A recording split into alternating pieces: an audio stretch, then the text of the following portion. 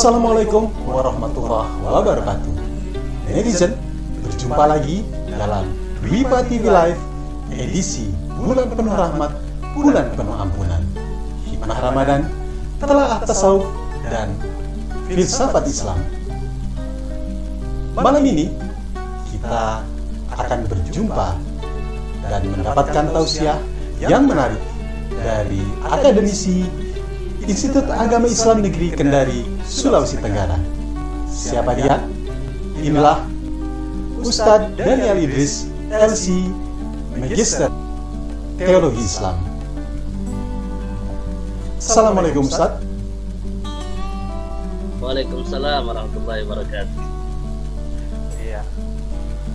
Baik, netizen sekalian, pada malam ini kita akan mendapatkan pencerahan terkait 4 hal yang sangat penting untuk bisa dicapai selama bulan Ramadan ini. Mari kita simak bersama. Inilah Ustadz Daniel Idris. Tafadhol Ustadz. Assalamualaikum warahmatullahi wabarakatuh. Alhamdulillahi rabbil alamin. Wassalatu wassalamu ala sayyidil mustafa sayyidina wa habibina wa maulana Muhammadin sallallahu alaihi wasallam wa ala alihi wa sahbihi ajma'in. Amma ba'd. Subhanaka la ilma lana illa ma 'allamtana innaka antal alimul hakim. Subhanaka la fahma lana illa ma fahamtana innaka antal jawadul karim. Amma ba'd. Yang saya muliakan Pak Adi, semoga sehat selalu. Yang saya hormati dan saya muliakan semua para netizen yang menyaksikan acara kita di Dwipa TV ini. Semoga Allah Subhanahu wa taala senantiasa memberikan kepada kita kesehatan, kekuatan karena berbagai nikmat yang Allah berikan yang patut kita bersyukur kepada Allah. Karena di dalam Al-Qur'an Allah berfirman, "Fa'amma bi ni'mati rabbika hadis." Adapun dengan nikmatku hendaknya kita senantiasa bersyukur. Yang kedua, salawat dan salam senantiasa kita curahkan keharibaan baginda Nabi besar Muhammad sallallahu alaihi wasallam. Nabi yang senantiasa kita muliakan, kita cintai, kita ikuti tuntunannya. Dan alhamdulillah di bulan Ramadan ini, walaupun suasananya berbeda dari bulan Ramadan yang lalu, tapi kita senantiasa mengikuti tuntunan Rasulullah sallallahu alaihi wasallam. Kajian kita pada malam hari ini, insya Allah kita akan membahas 4 amalan yang dianjurkan oleh Rasulullah sallallahu alaihi wasallam yang kita lakukan di dalam bulan Ramadan. Ada sebuah hadis, saya berangkat dari sebuah hadis Nabi sallallahu alaihi wasallam yang diriwayatkan oleh dalam Sahih Ibnu Khuzaimah, diriwayatkan oleh seorang sahabat bernama Salman. Suatu ketika Rasulullah sallallahu alaihi wasallam menyampaikan hadis ini, beliau mengatakan, "Wastakthiru fihi min arba'i khisalin." Hendaknya kalian memperbanyak di dalam bulan Ramadan itu ada 4 amalan. Dan amalan ini saya yakin Bapak Ibu sudah pernah membacanya. Apa itu? Kata Nabi sallallahu alaihi wasallam, "Khaslataini." Ada 2 amalan, turduna bihi ma rabbakum, yang membuat Tuhan kalian, Rabb kalian itu meridhoi kalian. Wa khaslatani la ghinan. Dan 2 hal lagi yang tidak ada pada diri kita, hanya ada pada Allah Subhanahu wa taala, dan kita akan meminta kepada Allah. La ghinan bikum anhuma, tidak ada pada diri kita. Fa ammal khaslatani allatani, adapun 2 hal yang semoga Allah meridai kita, apa itu? Yang pertama, syahadatu an la ilaha illallah. Hendaknya kita senantiasa bersyahadat la ilaha illallah.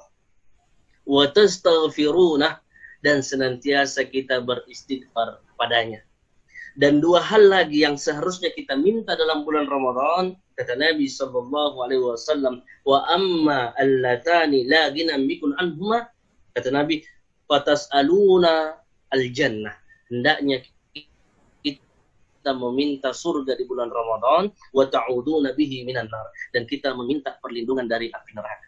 Itulah kemudian ketika kita mau berbuka puasa, seringkali kita mendengarkan, atau setelah sholat tarawih atau sholat witir, kita mendengarkan bacaan asyhadu an la ilaha illallah, astaghfirullah, nas'aluka ridhaka wal jannah, wa na'udzu bika min sakhatika wan nar. Kalau kita mencari riwayat bacaan ini, dia berasal di dalam hadis yang diriwayatkan oleh Salman dalam kitab Sahih Ibnu Khuzaimah, juga dalam beberapa kitab yang lain menjelaskan tentang doa ini. 4 hal yang disebutkan oleh Nabi. Yang pertama, syahadatu an la ilaha illallah. Hendaknya kalian senantiasa bersaksi bahwa tidak ada Tuhan selain Allah. Mengapa di bulan Ramadan Rasulullah memerintahkan kita untuk banyak bersyahadat? Ini pertanyaan.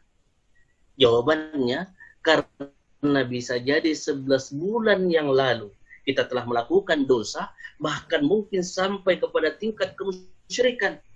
Ada yang hobinya pakai batu, dia katakan batunya lah yang membuat dia kaya. Ada yang punya ini dan itu, percaya kepada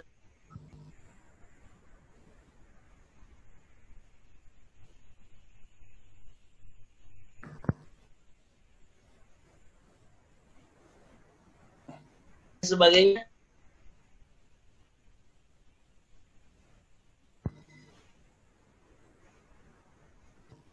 Ya, Ustadz, terputus.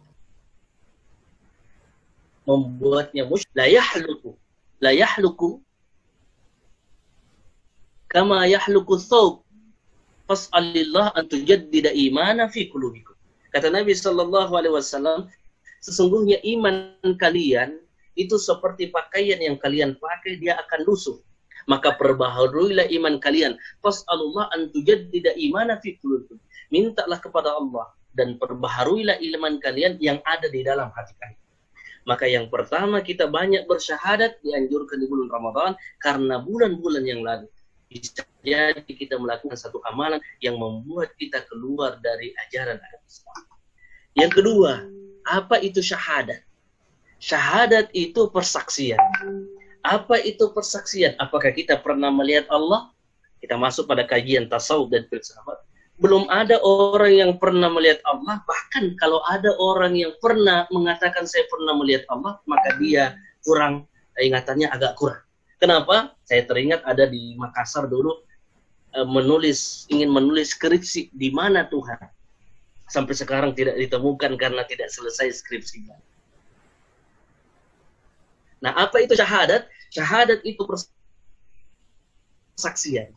Kalau dia persaksian berarti dia menyaksikan sesuatu. Kalau kita lihat di pengadilan ada saksi. Saksi itu orang yang menyaksikan atau mengetahui. Sementara kita tidak pernah menyaksikan Allah. Apa kemudian yang kita saksikan? Yang kita saksikan ialah ciptaan Allah yang kita saksikan. Kita bersaksi dengan rasa, kita bersaksi dengan asa kita, dan kita bersaksi dengan pikiran kita. Semua yang ada pada diri kita sebenarnya menunjukkan bahwa Allah itu ada. Makanya dalam kajian tasawuf dikatakan man arafa nafsahu faqad arafa rabbah. Barang siapa yang mengenal dirinya, maka dia mengenal Tuhan. Syahadatu an la ilaha illallah. Mengapa la ilaha illallah? Ketika kita melihat dan kita membaca kalimat la ilaha illallah, maka kata ini yang hanya 3 huruf saja, huruf lam, huruf alif dan huruf ha, bisa membentuk satu kalimat yang kalimat ini ketika orang sudah terbiasa membacanya dalam keadaan sakaratul maut, bibir sudah tidak bisa bergoyang, tetapi lidah masih bisa bergoyang, maka dia mampu mengucapkan la ilaha illallah. Itulah kemudian dalam hadis dikatakan, man akhiru kalami la ilaha illallah dakhala jannah. Siapa yang akhir ucapannya kalimat la ilaha illallah, maka dia penghuni surga. Syekh Ali Jum'ah menjelaskan kata Allah. Allah ini ketika kita mengambil huruf-hurufnya maka akan kembali kepada Allah. Yang pertama, Allah itu dimulai dengan alif. Ketika kita mencabut huruf alif, maka yang terjadi, yang kemudian tersisa adalah huruf lam, lam, ha. Maka dia menjadi lillahi. Maka lillahi itu juga kembali kepada Allah. Ketika dihapus huruf lamnya, maka dia menjadi lahu. Maka lahu itu juga di dalam Al-Quran menunjukkan kepada Allah. Kemudian kalau kita hapus lagi lamnya, maka yang tersisa adalah hunya. Maka dalam sebahagian kaum sufi, mereka senantiasa berzikir, zikirnya itu hu, hu, hu. Kenapa? Karena di dalam ayat pun dikatakan la ilaha illa hu. Hu itu menunjukkan kepada Allah Subhanahu wa taala. Para netizen yang dirahmati oleh Allah Subhanahu wa taala. Maka kajian kita syahadatu an la ilaha illallah. Seseorang ingin dianggap muslim ketika dia paham siapa itu Allah. Maka dalam rukun Islam, ketika orang masuk Islam, maka dia wajib untuk mengucapkan syahadat asyhadu an la ilaha illallah wa asyhadu anna Muhammadur Rasulullah. Aku bersaksi tidak ada Tuhan selain Allah dan aku bersaksi bahwa Rasulullah Muhammad SAW utusan Allah. Maka persaksian ini bukan berarti bahwa kita pernah melihat Allah, tetapi kita merasakan keesaan Allah dengan ciptaan-ciptaan yang Allah tunjukkan kepada kita. Saya teringat sebuah kisah. Ada orang pemuda yang sedang belajar di Amerika, kisah nyata di Jakarta. Beliau pulang dari Jakarta, ketemu orang tuanya.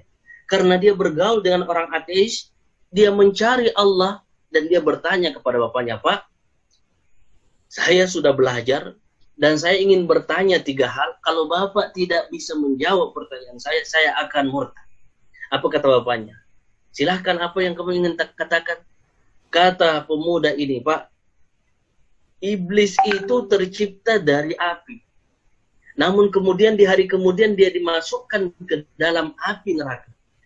Dari api dan dimasukkan ke api, apa yang dirasakan oleh iblis itu? Karena dia berasal dari sumber yang sama, ciptaan yang sama. Bapaknya tidak tahu karena dia tidak memiliki ilmu itu. Yang kedua, pertanyaan pemuda ini, wahai bapakku, adakah sesuatu yang tidak ada? Saya ingin merasakan sesuatu yang kemudian dia ada, padahal kita tidak pernah melihatnya. Sementara dia ada. Karena bapaknya ilmunya tidak tahu tentang hal tersebut, maka dia mengatakan, saya tidak tahu. Kata anak itu kemudian yang ketiga, Pak, seringkali kita mendengarkan kata takdir. Dan takdir itu ketika orang muslim sudah mengatakan itu sudah takdir, maka tidak ada pertanyaan selanjutnya karena dikembalikan kepada Tuhan. Kata bapaknya, kalau begitu saya tanya Pak Ustadz. Ini terjadi di Jakarta. Akhirnya bapaknya ke Ustadz. Apa yang terjadi? Dipanggillah Ustadz itu, dan Ustadz itu berbicara dengan pemuda ini. Wahai Pak Ustadz, saya ingin bertanya. Tetapi ketika saya bertanya, Pak Ustadz jangan marah dengan pertanyaan saya. Kata Pak Ustadz, oke silahkan. Apa yang ingin kau tanyakan? Kata pemuda itu, saya bertanya 3 hal. Yang pertama, iblis diciptakan dari api dan dimasukkan ke dalam api, bagaimana rasanya? Yang kedua, saya ingin bertanya tentang adakah sesuatu yang ada tetapi dia tidak ada. Yang semua orang Islam mengatakan bahwa Tuhan itu ada padahal dia tidak nampak. Dan yang ketiga yang saya ingin tanyakan tentang takdir. Apa yang dimaksud dengan takdir itu? Dan semua orang menyandarkan dirinya hanya kepada takdir, bahwa kalau sudah takdir, sudah tidak ada jawaban selanjutnya. Apa yang terjadi? Pak Ustadz kemudian menampar pemuda itu. Apa kata pemuda ini? Pemuda ini mengatakan, Pak Ustadz, perjanjian kita tadi bahwa Pak Ustadz tidak boleh marah. Kata Pak Ustadz, dari 3 pertanyaanmu itu, jawabannya dengan 1 tamparan. Coba jelaskan Pak Ustadz. Kata pemuda ini kepada Pak Ustadz. Pak Ustadz mengatakan, wahai pemuda, bagaimana rasanya tadi ketika aku menampar? Kata pemuda ini, sakit Pak Ustadz. Oh sakit. Tangan saya terbuat dari apa dan pipimu terbuat dari apa? Tangan Pak Ustadz ada kulitnya dan pipiku juga dari kulit. Bagaimana rasanya? Sakit. Iya sakit. Kalau begitu ada rasanya? Ada. Apa rasanya? Sakit. Kalau begitu engkau merasakan sakit, pernahkah engkau melihat sakit itu? Kata Pak Ustadz. Kata pemuda itu, tidak pernah. Tapi engkau bisa merasakan? Bisa, tadi barusan saya rasakan. Jawaban kedua daripada pertanyaan pemuda itu. Yang ketiga, kata Pak Ustadz kepada pemuda ini, wahai pemuda, wahai anak muda, pernahkah kamu menyangka bahwa hari ini saya menamparmu? Kata pemuda, tidak. Kata Pak Ustadz, itulah yang disebut dengan takdir. Tidak ada orang yang mengetahui takdirnya, tetapi yang ada ialah orang senantiasa berikhtiar melakukan sesuatu, karena di depan kita tidak tahu. Itulah fungsinya ikhtiar.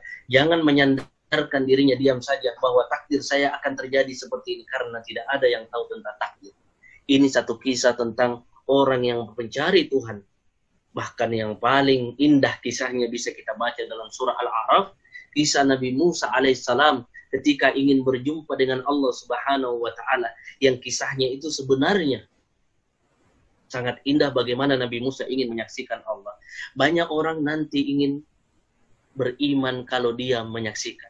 Padahal iman itu tidak harus dengan menyaksikan. Karena ada yang disebut dengan ainul yakin, ada yang disebut dengan haqqul yakin, ada yang disebut dengan ilmul yakin. Maka ketika orang sudah merasakan itu, ketika orang sudah menyaksikan itu, maka dia betul-betul merasakan bahwa Allah itu ada. Nabi Musa 37 malam. Malam ke-37 dia berada di Bukit Tursina. Dan dia ingin berjumpa dengan Allah. Nabi Musa bercakap-cakap dengan Allah, makanya disebut dengan kalimullah. Wa kallamallahu Musa taklima. Dalam surah Al-A'raf itu dijelaskan di ayat 143, walamma jaa Musa limiqatina wa kallamahu rabbuh qala rabbi arini anzur ilaik. Ketika Nabi Musa sampai di miqat, di tempat di mana di Bukit Tursina, beliau sampai di sana dan dia mengatakan rabbi arini anzur ilaik, ya Tuhanku, anzur ilaik, perlihatkanlah dirimu, aku ingin melihatmu. Saking penasarannya Nabi Musa alaihissalam. Qala lan tarani, engkau tidak bisa melihatku Musa, walakin anzur ilal jabali fa in istaqarra makanahu fasawfa tarani. Tapi kalau engkau ingin melihatku, lihatlah di gunung itu. Falamma jaa Musa limiqatina wa kallama rabbuh qala rabbi anzur ilaik qala lan tarani walakin anzur ilal jabal. Lihat di gunung itu. Fa in istaqarra makanahu fasawfa tarani. Ketika Allah menurunkan secercah kekuasaannya, tajalla rabbuhu lil jabal ja'ala dakka, maka hancur gunung itu. Apa yang terjadi? Pingsanlah Nabi Musa alaihissalam dan dia berdiri ketika dia tersadar, mengangkat tangannya menunjuk ke atas bahwa dia orang yang pertama kali beriman kepada Allah Subhanahu. Maka kata beriman itu tidak harus disaksikan, tetapi dia diyakini. At-tasdiqu bil qalbi, membenarkan di dalam hati. Nutqu bil lisani, diucapkan dengan lisan. Kemudian wal amalu bil jawari, dan kita melakukan dengan perbuatan. Maka pahamilah bahwa kita bersyahadat, kita menyaksikan Allah Subhanahu wa taala. Bukan mata basar yang menyaksikan, tetapi basirah di dalam diri kita. Penglihatan mata batin bisa merasakan keesaan Allah Subhanahu wa taala. Para netizen yang dirahmati oleh Allah Subhanahu wa taala, maka syahadat yang pertama itulah yang seharusnya kita ulang-ulangi untuk membacanya di bulan Ramadan ini. Kemudian kalimat la ilaha illallah yang saya sampaikan tadi itu sangat agung dan zikir yang paling terbaik yang dibaca oleh seorang muslim. Afdalul dzikri fa'lam annahu la ilaha illallah. Ada sebahagian orang-orang tasawuf ketika beliau berzikir menggelengkan kepala, ada juga yang tidak menggelengkan kepala, ada yang duduk dengan fokus, ada, semuanya memiliki tata cara. Kalau dalam tarekat ada salah satu tarekat di Sulawesi Selatan namanya Tarekatu Al-Watiyah. Ini tarekat yang ramai di Sulawesi Selatan dan pusatnya di Sulawesi Selatan. Mereka ketika berzikir la ilaha illallah, zikir dengan jahar, kemudian menggeleng-gelengkan kepalanya. Netizen yang dirahmati oleh Allah Subhanahu wa taala, ini bagaimana orang ingin mengenal Allah, maka kenali Allah bukan dengan melihat dengan mata lahir, karena mata lahir adalah makhluk, sementara Allah itu Khalik. Khalik berbeda dengan makhluk. Khalik itu laisa kamitslihi syai'un fil ardi wala fis sama. Tidak sama baik di bumi maupun di langit. Yang kedua, Rasulullah sallallahu alaihi wasallam memerintahkan kita untuk banyak beristighfar. Mengapa Rasulullah sallallahu alaihi wasallam memerintahkan kita untuk banyak beristighfar? Karena Rasulullah sendiri beristighfar. Di dalam hadis Nabi sallallahu alaihi wasallam yang sahih, beliau mengatakan, wallahi inni la astaghfirullah wa atubu ilaih fi kulli yawm 100 marrah. Demi Allah, saya beristighfar kepada Allah dalam sehari semalam berapa kali? 100 kali. Hadis yang lain dikatakan 70 kali Nabi SAW beristighfar, meminta ampun kepada Allah Subhanahu wa Ta'ala. Di dalam bulan Ramadan ini ada beberapa bacaan yang sering kita baca dan mungkin Bapak Ibu sekalian pernah membaca. Misalnya salah satu kita membaca Allahumma innaka afuwun karim tuhibbul afwa fa'fu anna. Bacaan apa ini? Ini bacaan hadis ketika Sayyidah Aisyah radhiyallahu anha bertanya kepada Rasulullah sallallahu alaihi wasallam, "Ya Rasulullah, jika aku mendapatkan malam Lailatul Qadar, apa yang saya baca ya Rasulullah?" Rasulullah sallallahu alaihi wasallam mengatakan, "Bacalah Allahumma innaka afuwun karim tuhibbul afwa fa'fu anni." Pertanyaannya ialah, al-afwu, Allah itu ghafur, Allah itu ghaffar, Allah itu ghafir. Ada nama Allah Al-Afu, ada nama Allah Ghaffar, ada Ghafur, ada Ghafir. Di dalam Al-Quran, ketika disebut kata-kata Ghafur, itu berbeda dengan kata-kata Ghaffar, berbeda dengan Ghafir. Kata Al-Afu di dalam Al-Quran 5 kali disebutkan di dalam Al-Quran. Kata Ghaffar disebutkan juga 5 kali. Kata Ghafur disebutkan 91 kali di dalam Al-Quran, dan kata Ghafir hanya 1 kali disebut. Ghafirir dzanbi. Mengapa kemudian berbeda antara Ghaffar, antara Ghafur, antara Ghafir dan Al-Afu? Yang pertama, Al-Afu itu ketika kita memiliki dosa, ketahuilah bahwa Allah senantiasa memberikan maaf kepada hambanya. Diartikan Al-Afu itu artinya menghilangkan izalah atau menghapus. Ketika kita memiliki dosa dan kita berdoa, Allahumma innaka afuwun karim tuhibbul afwa fa'fu anni. Ya Allah, Engkau yang Maha Pengampun, ampunlah kami, maka dosa kita itu dihapus. Berbeda dengan Ghafur, Ghaffar. Ghafur ketika orang memiliki dosa dan dia mengatakan astaghfirullah, astaghfirullah, astaghfirullah, dia memiliki dosa, tetapi Allah menutup dosa-dosa itu baik di dunia maupun di akhirat, tetapi dosa itu masih ada. Berbeda al-afu. Kalau al-afu, dosa yang tadinya banyak sekali, maka Allah menghapus, menghilangkan dosa itu, karena Allah itu al-afu. Ghafur diperuntukkan untuk dosa-dosa yang banyak, maka Allah 91 kali disebutkan, baik dosa besar maupun dosa kecil, Allah itu Ghafur. Tetapi kalau al-afu, maka disandingkan dengan dosa-dosa besar untuk al-afu. Adapun Ghaffar dan Ghafir juga disandarkan kepada Allah. Ketika seseorang memiliki dosa besar dan dia mengulangi dosanya, maka Allah itu Ghafir selama dia ingin bertobat dengan tobat yang sebenar-benar. Makanya kita dianjurkan banyak istighfar, karena Rasulullah SAW pernah bersabda, "Man aktsarul istighfar," barang siapa yang memperbanyak istighfarnya, ja'alallahu min kulli hammin faraja wa min kulli daiqin makhraja wa yarzuqhu min haitsu la yahtasib. Barang siapa yang banyak beristighfar, ja'alallahu min kulli hammin faraja, Allah akan menjadikan setiap kesusahannya, kegalauannya faraja, solusi. Wa min kulli daiqin makhraja, setiap kesusahan hatinya, maka Allah berikan jalan keluar. Wa yarzuqhu min haitsu la yahtasib, dan Allah senantiasa memberikan rezeki dari arah yang tidak dia sangka-sangka. Kenapa? Karena dia banyak beristighfar kepada Allah. Imam Hasan Basri didatangi oleh masyarakat. Ada orang yang mengeluh tidak punya anak. Apa kata Imam Hasan Basri? Berbanyak istighfar. Datang lagi yang lain. "Wahai Imam, tanamanku itu tidak subur. Apa yang harus saya lakukan?" Kata Imam Hasan Basri, "Perbanyak istighfar." Datang lagi yang lain. "Wahai Imam, usahaku tidak lancar. Apa yang harus saya lakukan?" Perbanyak istighfar.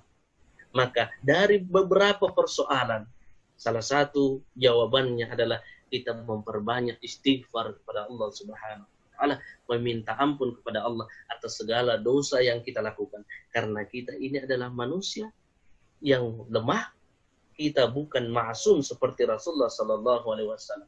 Karena kita memiliki banyak dosa, maka banyaklah beristighfar. Paling sedikit kita beristighfar sebagaimana Rasulullah mengajarkan kepada kita. Kalau bisa sehari kita beristighfar 100 kali meminta ampun kepada Allah Subhanahu wa Ta'ala.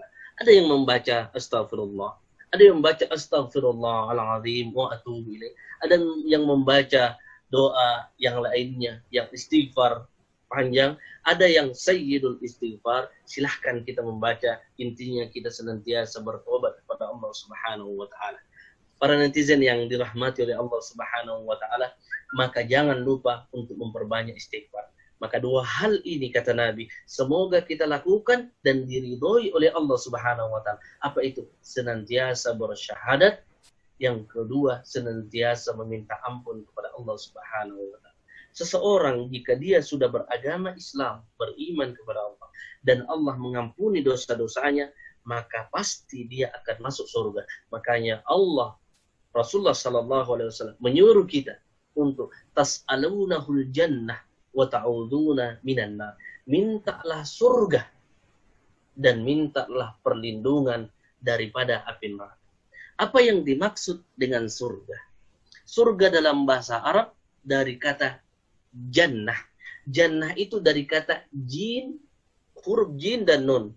Janin, kemudian jin berasal dari kata ini. Ketika kita mengatakan jin, jin itu sesuatu yang tidak nampak. Memang tidak nampak, kenapa? Karena jannah, surga itu tidak nampak sekarang. Dia tidak nampak, tidak terlihat, makanya disebut dengan jannah. Janin pun tidak terlihat. Walaupun akhir-akhir kemudian zaman modern ini ada yang bisa melihat bahwa dia akan melahirkan laki-laki atau perempuan, tetapi tidak bisa 100% dokter memastikan bahwa anaknya nanti laki-laki. Kenapa? Karena janin itu tersembunyi, hanya Allah yang tahu. Jin, janan, dan jannah. Jannah ini adalah kenikmatan yang Allah siapkan kepada orang-orang yang senantiasa beriman dan melakukan amal soleh.